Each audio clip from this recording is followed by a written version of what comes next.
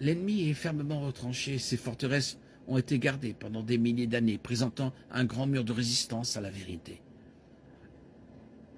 Rien de tout cela ne doit décourager le chrétien.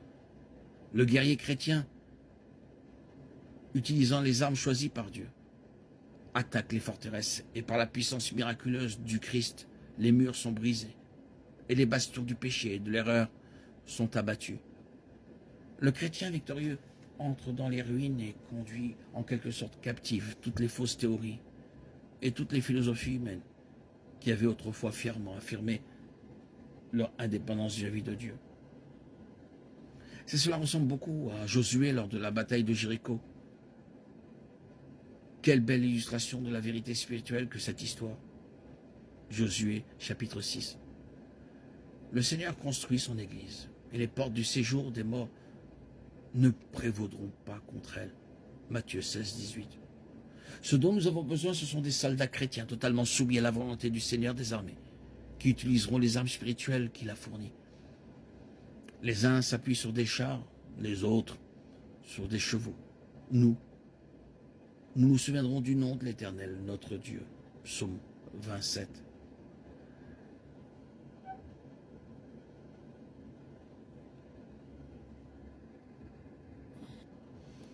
Partager l'Évangile n'est pas la seule occasion où nous rencontrons de la résistance. Nous pouvons aussi faire face à des forteresses démoniaques dans nos propres vies, dans nos familles et même dans nos églises. Quiconque a lutté contre une dépendance, lutté contre l'orgueil ou a dû fuir les passions de la jeunesse, sait que le péché, le manque de foi et une vision mondaine de la vie sont en effet des forteresses qu'il faut conquérir, dépasser.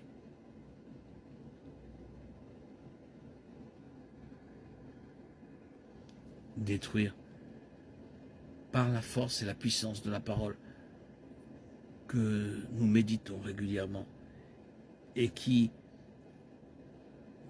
goutte à goutte, perce la pierre, la détruit,